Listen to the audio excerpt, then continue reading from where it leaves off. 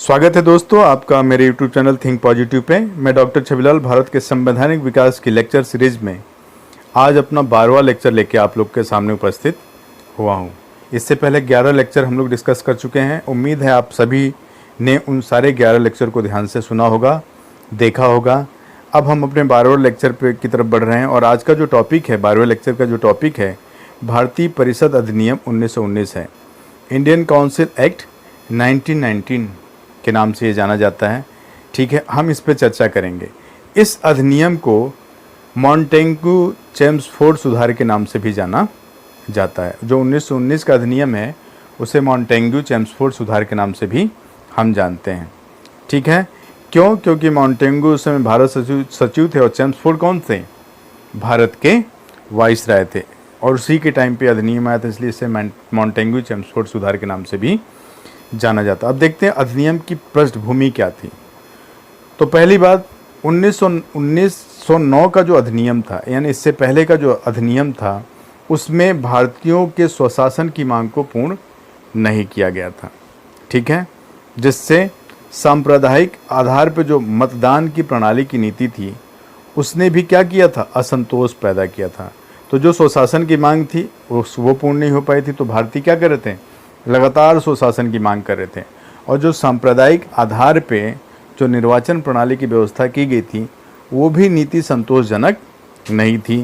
प्रथम विश्व युद्ध के दौरान भारतीयों की अधिक आवश्यकता, जो प्रथम विश्व युद्ध शुरू हो गया था, देखिए 1919 का अधिनियम है और इस समय फर्स्ट वर्ल्ड वार स्टार्ट हो चुका है। तो भारतीयों की अधिक आवश्यकता थी युद्ध में। इसके कारण होम रूल आंदोलन, जो होम रूल आंदोलन एनी बेसेंट और तिलक चला रहे थे, उससे भारतीयों में राजनीतिक जागरूकता आ गई थी।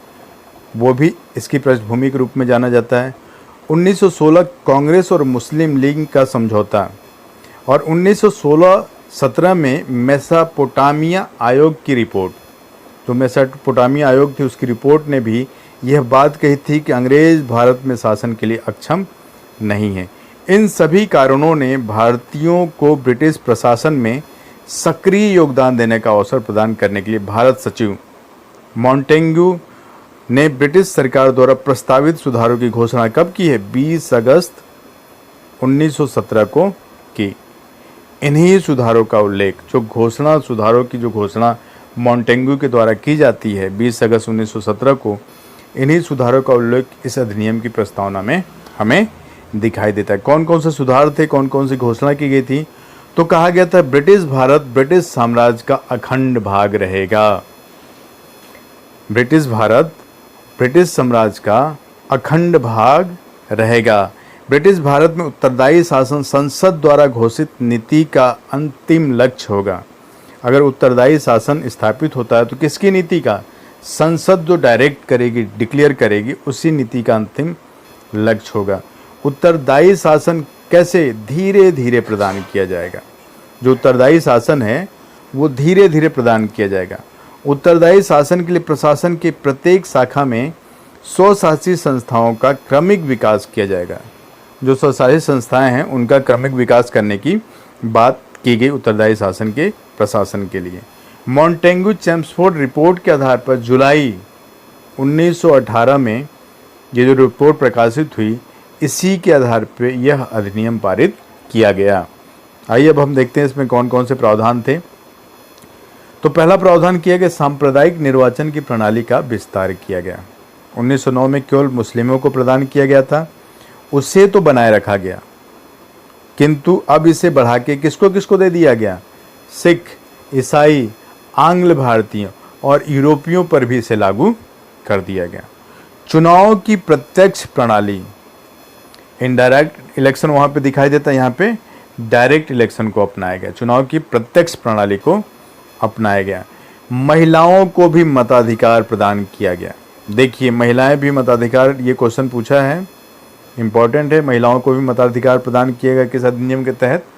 1919 अधिनियम के तहत। और जो सांप्रदायिक निर्वाचन है प्रणाली है उसका विस्तार किया गया किस अधिनियम के? तो 1919 अधिनियम के तहत। प्रत्यक्ष निर्वाचन के लिए पहली बार सीमित संख्या में संपत्ति और कर को योग्यता बनाई गई।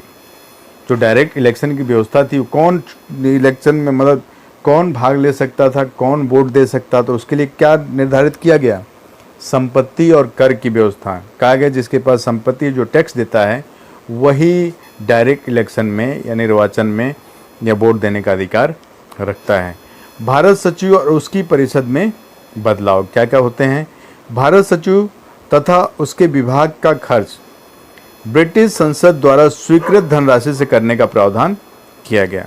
जो भारत सचिव थे और जो भी उसका विभाग था उसके जो खर्च थे वो ब्रिटिश संसद द्वारा स्वीकृत धनराशि से देने की बात की गई, जबकि 1793 चार्टर एक्ट के तहत इसे भारत के राजस्व से वसूला जाता था। भारत सचिव के कार्यभार को कम करने के लिए हाई कमिश्नर की नियुक्ति की। ये भी पूछा हुआ है कि भारत सचिव के कार्यभार को कम करने के लिए एक हाई कमिश्नर की नियुक्ति की गई थी। किस अधिनियम के तहत हाई कमिश्नर की नियुक्ति का प्रावधान किया गया था, तो 1919 अधिनियम के तहत। भारतीय परिषद की सदस्य संख्या को कम से कम 8 और अधिक से अधिक कितना कर दिया गया, 12 कर दिया गया। केंद्रीय विधानमंडल में परिवर्तन किया गया। केंद्र में पहली बार द्विसदनात्मक विधानमंडल की स्थापना की गई। ये भी पूछा है कि केंद्र में द्विसदनात्मक विधानमंडल की स्थापना किस अधिनियम के तहत की गई थी, तो 1919 अधिनियम के तहत। केंद्रीय विधान परिषद का स्थान अब राज्य परिषद, उच्च सदन और विधानसभा निम्न सदन ने ले लिया था। कि केंद्रीय जो विधान परिषद थी उसको 2 सदन में बांट दिया गया। उच्च सदन को राज्य परिषद कहा जाता था और निम्न सदन को विधानसभा कहा जाता था। राज्य परिषद की संख्या, ये सारे इंपॉर्टेंट फैक्ट्स हैं, आप लोग ध्यान से सुनिएगा, पूरा वीडियो देखिएगा।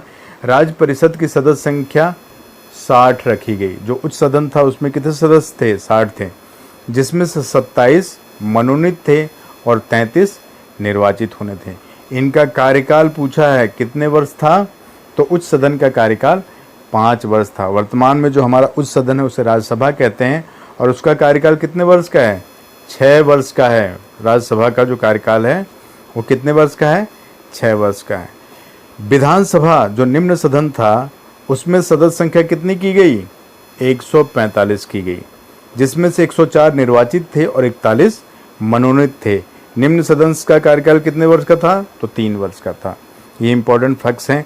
द्विसदनात्मक विधानमंडल को शक्तियां क्या क्या दी गई, उसमें क्या बदलाव किए गए, तो दोनों सदन के सदस्य सरकार से प्रश्न और पूरक प्रश्न पूछ सकते थे, सरकार की आलोचना कर सकते थे। यानी राज्य परिषद और विधानसभा दोनों ही सरकार से प्रश्न पूछ सकते थे। प्रश्न के जवाब के बाद जो प्रश्न पूछा जाता है उसे पूरक प्रश्न कहते हैं, वो भी पूछ सकते थे और सरकार की आलोचना भी कर सकते थे। वित्त संबंधित मामलों को छोड़कर दोनों की शक्तियां लगभग कैसी थी, एक समान थी। वित्त विधेयक के मामले में राज्य परिषद के मत की कोई आवश्यकता नहीं थी। वित्त विधेयक पर किसका केवल अधिकार था, विधानसभा का अधिकार था, वही उसे स्वीकृत कर सकती थी। ये स्वीकृति देने का अधिकार राज्य परिषद को नहीं था। फिनांस बिल के मामले में वायसराय की शक्तियों में क्या परिवर्तन किया गया, तो दोनों सदनों में गतिरोध होने पर संयुक्त बैठक बुलाने का अधिकार दिया गया। जो जॉइंट वेंचर की बात की जाती है वो 1919 अधिनियम के द्वारा ही हमें दिखाई देता है। अध्यादेश और वीटो का अधिकार पहले के समान बने रहने दिया गया। प्रांतीय विधानमंडल में क्या बदलाव किया गया, तो प्रांतों में द्वैध शासन को समाप्त कर दिया गया। द्वैध शासन का जन्मदाता किसे कहा जाता है, लियोनिल कर्टिस थे। इन्हें द्वैध शासन का जन्मदाता कहा जाता है। इन्होंने एक पुस्तक लिखी थी जिसका नाम था डायरकी, और डायरकी में उन्होंने द्वैध शासन का वर्णन किया है। तो प्रांतों में से द्वैध शासन को हटा दिया गया। विषय को उस प्रांतों में द्वैध शासन की स्थापना की गई। सॉरी, हम यहाँ पे बात कर रहे हैं, प्रांतों में द्वैध शासन स्थापित की गई। और क्या किया गया, विषयों को 2 भागों में विभाजित किया गया। ठीक है, प्रांतों में विषयों को कितने भागों में विभाजित किया गया, 2 भागों में। एक प्रांतीय विषय और दूसरा केंद्रीय विषय। विषय को प्रांतों में, क्योंकि विषयों में क्या किया गया, प्रांतों में क्या गया कहा गया, द्वैध शासन की स्थापना की गई। प्रांत में द्वैध शासन, पहले बार ये भी पूछा है कि प्रांतों में द्वैध शासन की स्थापना किस अधिनियम के तहत की गई थी, तो अधिनियम 1919 के तहत की गई थी। और द्वैध शासन का जन्मदाता किसे माना जाता है, लियोनिल कार्टिस को माना जाता है। इन्होंने एक किताब लिखी थी जिसका नाम था डायरकी, और उसी डायरकी किताब में उन्होंने द्वैध शासन का वर्णन किया है। प्रांतों के जो विषय थे उनको क्या किया गया, 2 भागों में बांट दिया गया। कैसे द्वैध शासन दिखाई देता है, हम उस पर डिस्कस कर रहे हैं। एक विषय था प्रांतीय और दूसरा विषय था केंद्रीय। प्रांतीय विषय को फिर से 2 भागों में बांटा गया। एक सुरक्षित विषय था, इसमें राजस्व, न्याय, वित्त और पुलिस रखे गए थे। सुरक्षित विषय था, जो प्रांतीय विषय थे उसको भी 2 भागों में बांटा गया। एक को सुरक्षित विषय कहा गया और इसमें क्या क्या रखा गया, राजस्व, न्याय, वित्त और पुलिस। और दूसरा विषय था हस्तांतरित। हस्तांतरित विषय को इसमें क्या किया गया, इसमें स्थानीय स्वशासन, शिक्षा और स्वास्थ्य इत्यादि रखे गए।